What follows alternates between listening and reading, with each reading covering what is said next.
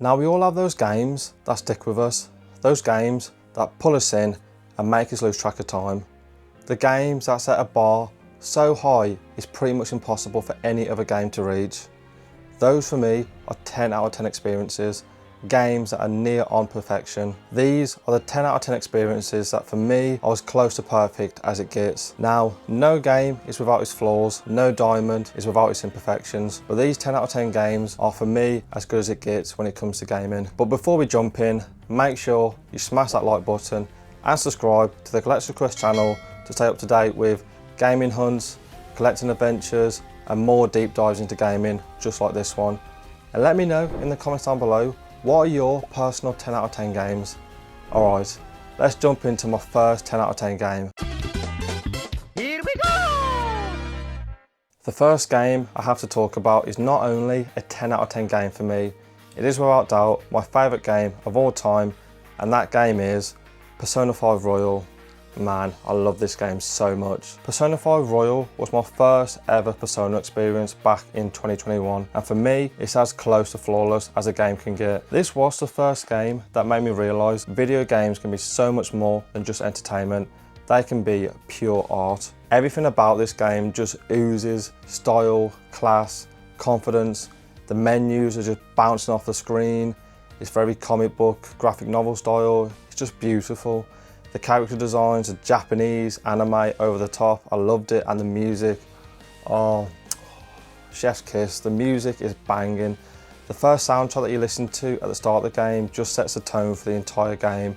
Beneath the Mask, oh, so relaxing, listening to that in LeBlanc Cafe, just perfect. And the first soundtrack that I actually listened to outside of the game, yeah, just special, so special. But even if you stripped all that away, the gameplay alone is top tier. The turn-based combat is deep and tactical, with the thrill of targeting enemy weaknesses, the baton pass mechanic, and the addictive process of capturing and fusing personas. And the dungeons, man, the dungeons are so cool. Easily the best dungeons in JRPGs in my experience. Just great level design, really clever puzzles, unique designs that truly reflect the person's heart who you're trying to capture and steal. Just amazing, and I wish every JRPG paid this much attention to its dungeons, because these were an absolute blast to get through. Over its 120-hour adventure, the story had me hooked. I loved every moment, from socialising with my party members and leveling up their stats, playing darts and billiards between palaces, and the royal content just made Persona 5 bigger and better. It added, without doubt, one of the most nuanced and easily one of the best villains within all of gaming, in my opinion. You know, the setup for this character and his overall arc over the 120 hours is just incredible, and the build up to it is so worth it. It's just incredible, and I put him in the same caliber as Vass from Far Cry 3 for me. He poses a very nuanced question at the end and just made me question, was I doing the right thing? Was I making the right decision? That for me is a sign of a well-written villain. Someone who isn't just evil for the sake of being evil. Amazing stuff, and while it is very long, I loved every single minute of it. And back in 2021, when I played this during my Christmas break, I couldn't get enough of this, so make sure you check out Persona 5 Royal, because it is without doubt one of the best JRPGs you'll ever play. How could they be like this? I fled from the truth. I'm sorry. There's no justice in granting people's wishes as you see fit.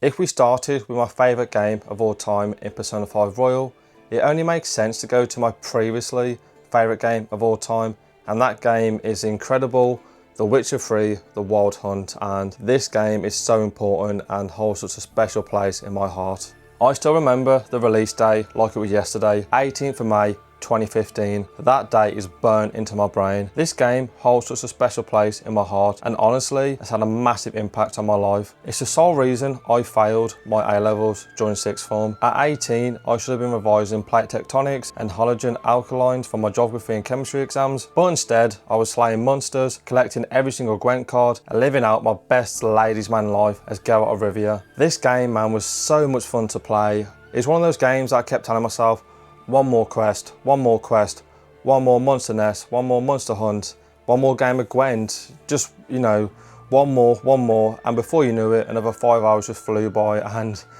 yeah, my revising got further and further away, and like I said, completely flunked my A-level exams. But without this game, I might be on a completely different path in life.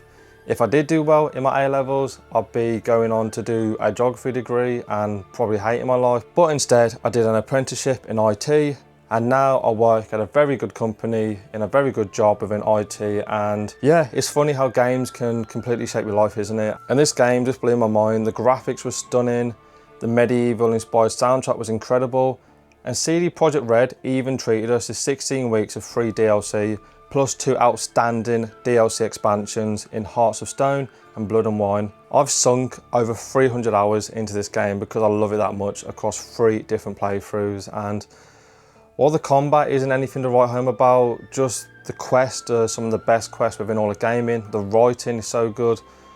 The very morally grey writing and the side quests where no matter what you're doing, you're going to screw someone over. It's just incredible. Choice and consequence.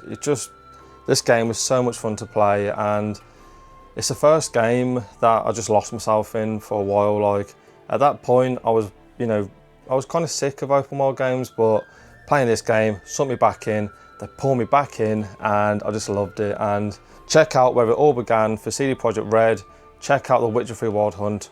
Without doubt, an amazing 10 out of 10 game for me.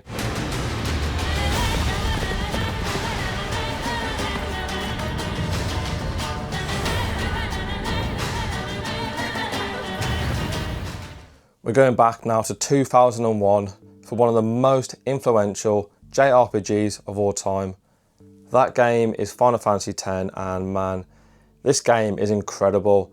An emotional story, an incredible cast of characters, banging music. Yeah, this game is special, man. It's really, really special.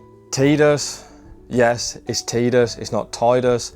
Deal with it, and Yuna are incredible together. Auron, that's my guy. Waka, Lulu, just great characters, man. I just love the overall cast in Final Fantasy X. And the way each character's backstory unfolds, it's just awesome. I also love the tropical, Southeast Asian inspired setting. We rarely see that in games, and the way the water plays such an important role makes it stand out even more for me. I also love the combat. Just best in class in my opinion when it comes to turn-based combat, you know, up there with Persona 5 Royal. Just incredible. I loved how you was able to use the full arsenal and array of your party members.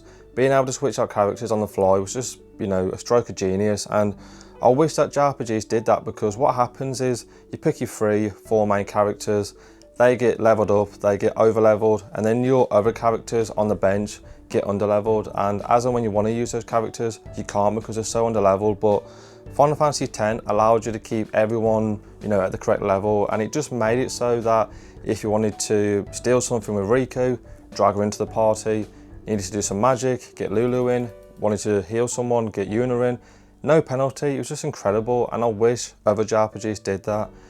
And I also love the emphasis on the RPG mechanics and how the sphere grid was just amazing to level up, and how you could pretty much take any character and make them into anything you wanted them to be.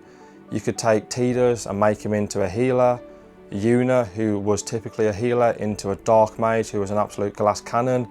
Lulu could be something else. You know, the amount of build and the amount of variety in this game is off the charts, and looking online, some of the character builds that people have done is insane. Like, it's bonkers, right? And it's one of the best reasons why I love Final Fantasy X. And the soundtrack, you're gonna hear me say this for pretty much every game, but the soundtrack in Final Fantasy X it's so good. Easily a top 3 game when it comes to soundtracks. Just so beautiful, but so haunting at the same time, so relaxing. This is why I love JRPGs, because music, it can make you feel things, and this soundtrack definitely makes me feel things. For me, Final Fantasy X is a perfect Final Fantasy game for me, and definitely my favourite Final Fantasy game within the entire series. For me, this is as good as it gets, and I'll wholeheartedly recommend it any opportunity I get. I felt like I didn't belong. I wanted someone, anyone, beside me. Now we're completely switching genres. We're going to a different kind of game, and that game is GTA San Andreas, another 10 out of 10 experience for me. Man, this game blew my tiny mind back in 2004. I got it for Christmas that year. Way too young to be playing an 18 rated game, but I had never experienced anything on this scale before. The world of Los Santos felt massive and alive, and that early 90s setting nailed the American hip-hop gangbanger lowrider vibe perfectly. It's still my favourite GTA game. Doesn't come close when you're talking about best GTA games in my opinion. Better than 5, better than Vice City, probably going to be better than 6. I love this game so much, and for me, I just love the setting, like I said, the American 90s hip-hop vibe, and I just love the missions, just so much fun and just chaotic, except for that damn mission with Big Smoke on the train tracks. Yeah, that mission took me ages to finish as a kid. And I also loved the story. You know, GTA games never have amazing stories, but this one felt different, and it still had the zaniness, the humour. You know, it felt very much like a South Park episode where at every opportunity they're offending someone, you know, stereotyping. It was just GTA, but with a bit more class when it comes to the story. And I also love how open the game was. You know, you could do anything. You could go on dates with people, you could just go on a rampage. You could even get, you know, your driver's license, your pilot's license, you could race. You could do so much in the game, it felt limitless. I also loved the RPG light elements, leveling up CJ's muscle at the gym, increasing stamina from running, or boosting shooting skills at the shooting range. And you can even get fat going to clucking bells and eating 2 number 9s, a number 12, you know the joke. Just an incredible game, and for a game that came out so long ago, I could easily see this coming out today and still having the impact that it had. Just incredible, and the game just felt vast and massive. And of course, every GTA game got a banging soundtrack, some great radio stations. Me personally, I love the country music, you know, love a rainy night, you know, banging, I couldn't get enough of that. And San Andreas was just groundbreaking, and I really hope Grand Theft Auto 6 next year, I really hope it captures the essence and just what made GTA so special, because I feel like we lost that in previous GTA games. And while 5 was good, you know, I had a great time with it, for me, it can't hold a candle to GTA San Andreas. Easily the best GTA game, in my opinion, and easily a 10 out of 10 game. All we had to do was follow the damn train, CJ. Now, I can't talk about 10 out of 10 games without including the Trials game, and while I think all of them, apart from Trials of Cold Steel 2, yeah, I'm not enjoying that one, but I think all of them are pretty much 9, 10 out of 10 games, amazing. This one here takes the cake for me, and that one is Trials from Zero. Man, this is an incredible game. One of the main reasons I think Trials from Zero is the best Trials game is the party. The party is so good. Lloyd, Ellie, Randy, Tio, they have some of the best chemistry I've ever seen in a JRPG. I love how the cast stays small and intimate, and it gives you a great opportunity to really connect with them on a deeper level. I also love the setting of Crossbell, just an incredible place, and it felt very much like when you go on holiday and at first everything can seem foreign, different, confusing, but near the end of the holiday, everything feels like a second home, and for me, Crossbell was just that. And like any Trails game, it's got that classic trademark Trails turn-based combat, just, yeah, perfect. And this one built on top of everything else that the first 3 games in the Sky trilogy are built upon. And for me, Trails combat is always near on perfect for me. What makes Trials from Zero such a special game for me is its fantastic story. Instead of going down the typical JRPG route of fighting a god, it's a grounded human tale about uncovering the corruption in Crossbell and investigating the rise of a dangerous new drug. Man, that ending was incredible. If you play Sky 1, Sky 2, Sky the 3rd, it just adds so much emotional weight to the ending, and without spoiling it, it just ties such a great bow on one of the best characters in the series for me. Just beautiful, absolutely beautiful. And if you haven't played Trials from Zero, I recommend waiting for Trials in the Sky, the remake coming out later on this year. That is a great entry point into the fantastic Trials series. But for me, it's going to take some beating for any Trials game to get to the same heights as Trials from Zero. Just a special game, man.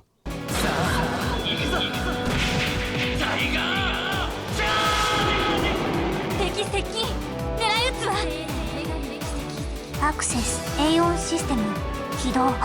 めんどくさいです。My final 10 out of 10 pick for this video is a game that I'm still actually playing through, but unless they completely drop the ball, I don't see how this is going to change. And I've just gotten to the end of Act 2, so I'm about 2/3 of the way through. And that game is Clair Obscur Expedition 33. Just wow. Expedition 33 is a true love letter to classic PlayStation 1 era JRPGs, but with a modern sensibility that truly respects the player's time. There's zero padding in this game. The side content is just that, it's side content. There's mini games, side dungeons, cool hidden bosses. It's up to you if you want to partake on the side content. There's no pressure from the game. If you want to just beeline the main story, which is pretty much what I've done, you're looking at about 35 hours, which is fantastic in a world where, you know, especially JRPGs are 80, 90, 100 hours, you know, to have Expedition 33 coming in at 30 hours, just, yeah, incredible stuff. I realised that this game was different when at one point a character asked me to fetch something before they join my party, and in typical JRPG fashion I braced myself for a huge dungeon, but instead they simply pointed to a cave right next door, no fluff, just a little fight, and off on my way and off on the journey with this new party member in tow. One of the things that makes Kaer Obscure such a special game for me is the amazing combat system. You've got classic turn-based elements where you can target enemy weaknesses, apply buffs, stats, all that good stuff, but then you've got the parrying system, the dodging system, you can jump over enemy attacks. It feels so involved, and where turn-based combat can feel a bit mindless, like you're just pressing buttons and just watching characters do things on a screen, like this game is so involved and you have to be on it and very active. And if you feel a disconnect between you and turn-based combat, then this game is definitely for you, because you have to get good, as the kids say.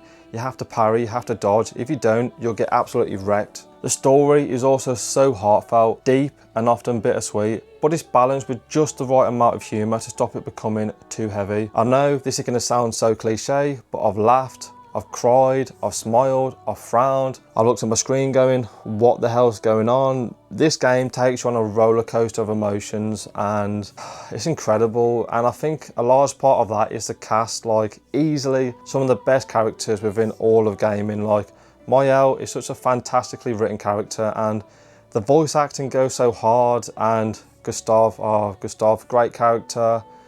Morhen, brilliant. Xie, Lune, they're all just fantastic and just a great cast of characters. And broken record, I know, but the soundtrack, very reminiscent of Nier, Stellar Blade. You know, you got vocals, very opera, very heavy, but it just perfectly captures what's happening on screen. And like, when I close my eyes, I can really picture some of the things that I've seen during this game, and like I can hear the music. It's just a special game, and this kind of game we get maybe every 5-10 years.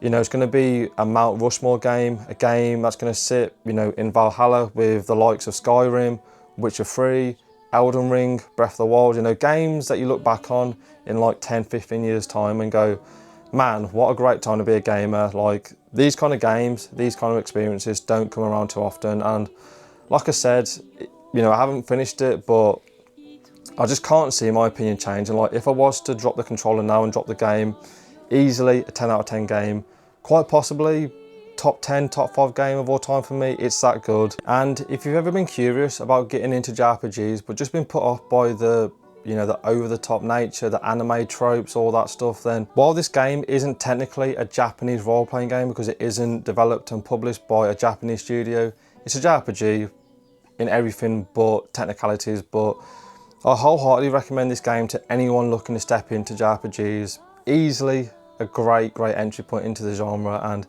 easily one of the best JRPG-like games that you'll play. Just incredible. And yeah, I can't see any game getting close to this year in 2025.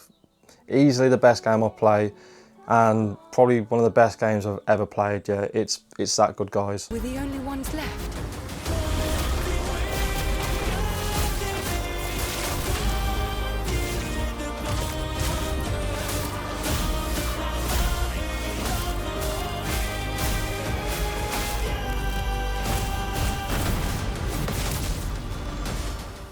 And there you have it, guys. Those are some 10 out of 10 games for me. Near on perfection, near on flawless. For me, this is what gaming is all about. But now I want to hear from you guys. Let me know in the comments down below, what are your 10 out of 10 games? Games you die on a hill for, games that make gaming so special for you. Sound off in the comments down below. And while you're down there in the comments, if you haven't done so already, then please smash the like button, and do consider subscribing to the Collector's Quest channel to make sure you don't miss out on the upcoming car boot hunting videos, the CEX hauls, and the video game discussions just like this one. And as always, good luck on your game hunts and collecting adventures. Take it easy, YouTube, and I'll catch you in the next one.